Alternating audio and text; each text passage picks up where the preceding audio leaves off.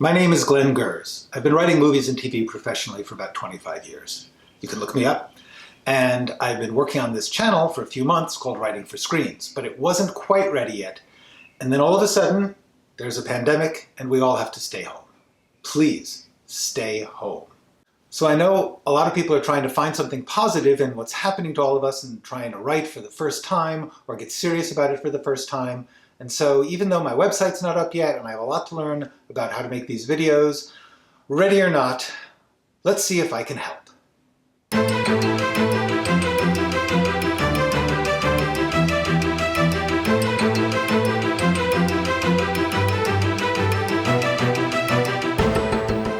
Okay, first thing you need to know, you're not going to get it all at once.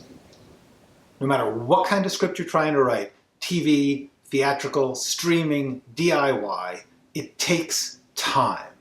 And new things especially need to be taken on in small steps. Take a small step every day. This kind of work builds, and every little piece you get tells you something about how to take the next step. If you get just one idea, one moment, one sentence at a time, pretty soon you'll be getting whole scenes, which brings me to something very important. Think in scenes.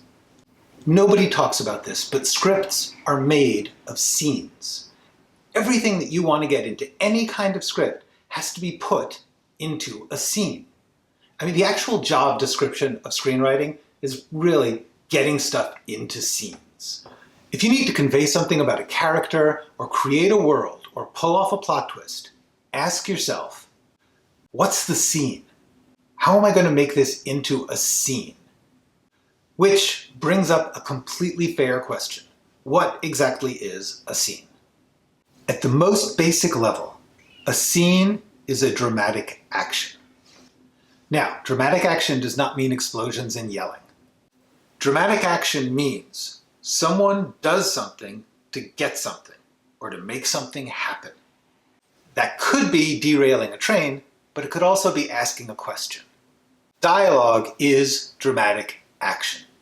Most of the actions that we take in our lives are really in conversations. Now, a scene can have more than one action. It can have a bunch of different things happening, but usually one is central. So find the central action of the scene. Another great thing about thinking in scenes is an outline is just a list of scenes. Now, do you have to have an outline? I think you should, but if you're getting stuff done without it, great. If you get lost, if you get stuck, if you don't know what to write, make a list of the scenes you have and the scenes you need but don't have. That's an outline, and it helps. Okay, next thing is, don't get hung up on rules. Do you have a second act midpoint reversal? Is your inciting incident on page 7? These are not actually universal rules of storytelling. They're rules of Hollywood from 1930 to about 5 years ago. And frankly, a lot of stuff is changing and a lot of these rules are falling apart. New technology is changing everything. Everybody's trying to figure out if there are new rules. There are a lot of ways to tell a story. You should learn all the theories and all the rules you can, and if you find some system that helps you write, use it. But if it's not helping, don't worry about it. Instead of rules or a formula, I find it helpful to just ask these questions. Who is it about? What do they want? Why can't they get it? What do they do about that? Why doesn't that work? How does it end? I'm going to do a more detailed video about this, but for now, as far as I can tell, these questions are the basis of all storytelling. So if you get stuck or you don't know what to write, if it's about your whole story or just about a scene, try asking yourself these questions. Who is it about? What do they want? Why can't they get it? What do they do about that? Why doesn't that work? How does it end? But, super important, your answers have to be specific. A character can't just want love. They have to want a date or a smile or a kiss, something you can put in a scene. Okay, next. The real core of all serious writing is this: write it down. I know it sounds so obvious, but you're trying to figure things out, you haven't got them right, whatever it is, write it down. Write down the questions you're working on, write down the answers, write the bad version. Get used to putting it on the page. If you want to be a writer, write it all down.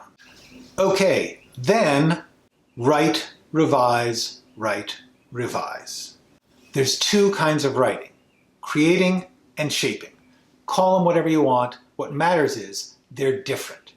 Creating is when you're just letting things flow. Whatever comes out of your head comes out. Sometimes you get just the right words and it's amazing. Most of the time you don't. But that's okay, because then you step back. You look at it with a different kind of writing mind and you shape it, you edit it, you rewrite it, you make it better. Have you ever seen someone draw a portrait? They don't start at the chin and get it perfectly and then work their way up perfectly to the top.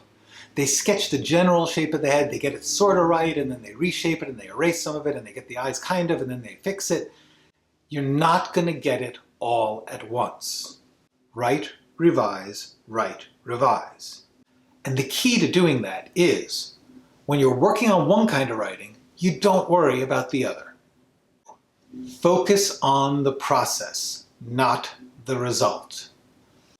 You know what stops most people from writing? Wondering if it's going to be good enough. It's going to be as good as it's going to be. You can't know until you do it.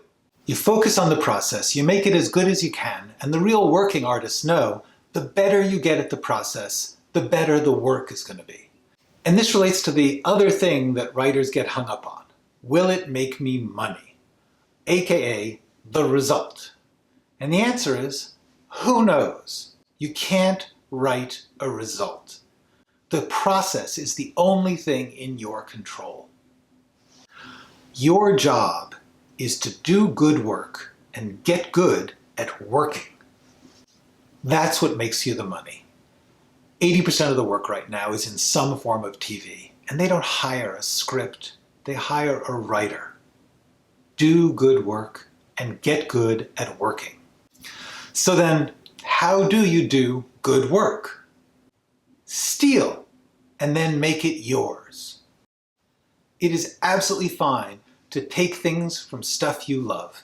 Everybody does it. There is a decent argument to be made that there is no such thing as an original work, but then you have to make it yours. You have to bring what you bring, your voice, your vision, your way of looking at things, your style. And finally, get something real in your work. You can be writing fantasy epic or sci-fi rom-com.